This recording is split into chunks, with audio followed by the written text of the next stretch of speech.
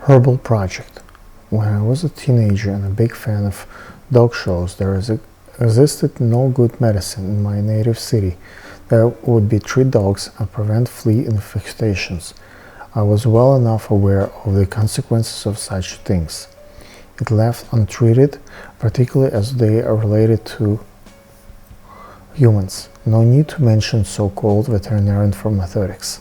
To do something about this, I turned my attention to traditional medicine and herbal supplements. It turned out that some of the recipes I found in various books really worked. With the help of knowledgeable professionals, I adopted these recipes for various animals. For instance, I had opportunity to verify that wormwood, an herb that grew elsewhere, could do a great job preventing flea outbreaks in the dog and cat if placed under their beds. We also use specifically prohibited pumpkin seeds, processed pumpkin seeds to worm with a great result. Later, being a researcher, I used different herbal extracts to verify their influence on physiological functions. There were some interesting findings. Decades later, I became an entrepreneur and a businessman in the U.S. Pet industry. This business I was running was a complex operation. Under the same roof, you could receive veterinarian services, grooming and boarding, and even purchase some first aid necessities. Every aspect of our activities worked in a symbiosis with others, and it was very convenient to use the same building and same staff who worked for additional income for the business as the whole. As a manager, I asked myself, what else within our present capacities can we do to boost our income? One day I had the idea that we could also sell supplements. We did that, and it was well received by our customers. But because of supply payment to other companies, we did not make significant money. Why should we buy supplements from others for resale if we can produce ourselves or even better ones ourselves? That was the beginning of a long journey that has not yet reached its culmination. Enriched by the various trustworthy literature, my experience allowed me to formulate a number of recipes that target pets' most common problems, such as weakened immune system, allergic reaction, eating disorders, poor stress resistance, and so on. I searched for sources of herbal remedies and found good ones. My first order of herbal ingredients was less than a couple of $100. I myself prepared the first batch of bottles containing a mixture of certain. We started to offer them to our customers, which mean talking to each potential buyer among their benefits. Sales went well, and the reviews were good, but the amount of money raised was insignificant. We also presented these supplements on the internet, and the result was the same. Once in a while, someone would buy our products and write us a thankful letter, but the numbers of such sales are rather pathetic. The next step happened when my brother joined us.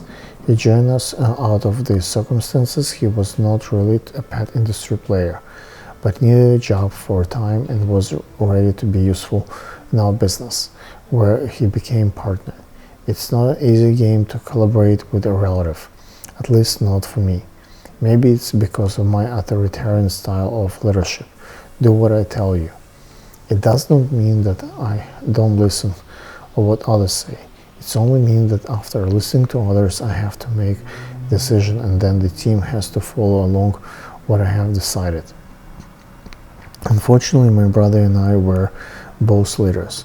We have rather different backgrounds and expertise, and I prefer to make my mistakes virtually in my thoughts, while my brother has tendency to try things first and then analyze.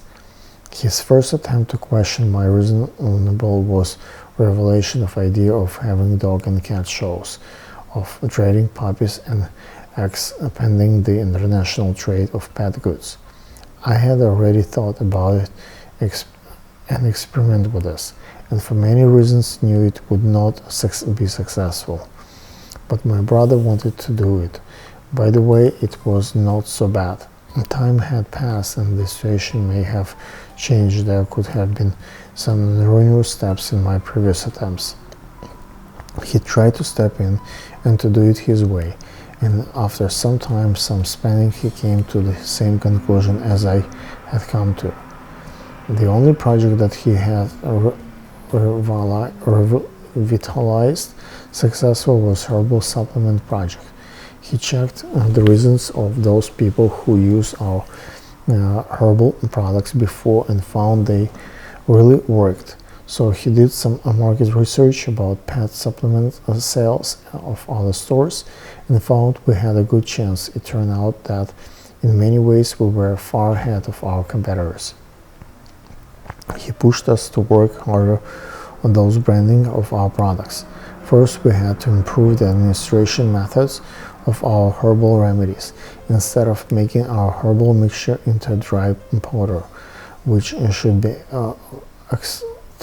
extracted by the pet owners themselves, he proposed to make out formulas in the form of a gel.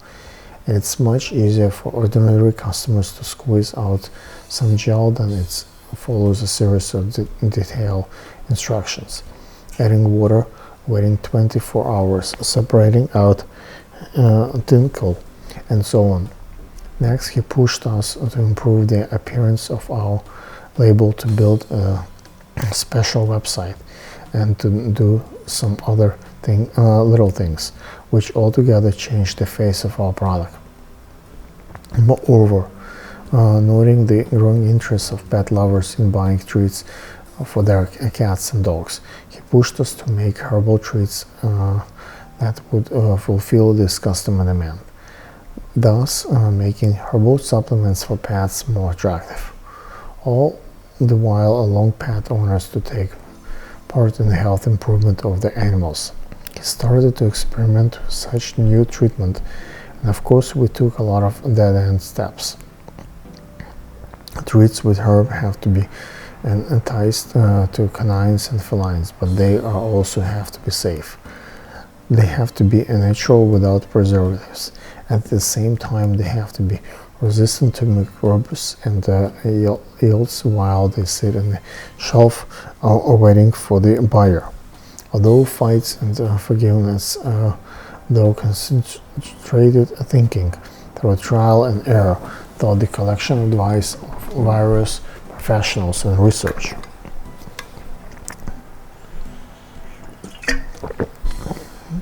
Research study, we found we got reasonable results. Dogs and cats approve our efforts by the positive votes, but animals don't dish out the money. They do not buy supplements and treats. People do. To convince people to switch to better products, they would need to be informed and reassured that those products really are. At this point, we realized how great the role money really plays. I used to think that any enterprise needs a good idea first, and the money will follow. I was wrong. Without money, any idea would die. It would die. Would never reach the top business opportunities.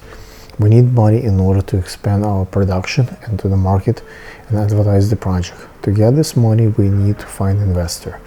To find an investor, we need a network of rich, talking and aggressive people. Our circle of such contacts is concentrated in the Russian-speaking sector, but we are afraid to partner with those moguls.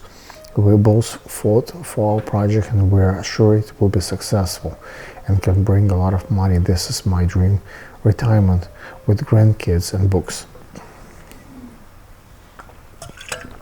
But there are enough years ahead of me to reach this point. We will see. P.S.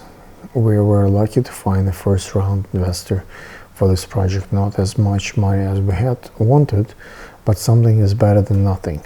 He is a Russian and is appeared he is not just a caricature of Russian mogul. In addition to our offering money, he joined our team as a marketing and IT professional, and his skill has elevated us to the next level. Now my hope is to create a valuable brand with more clout.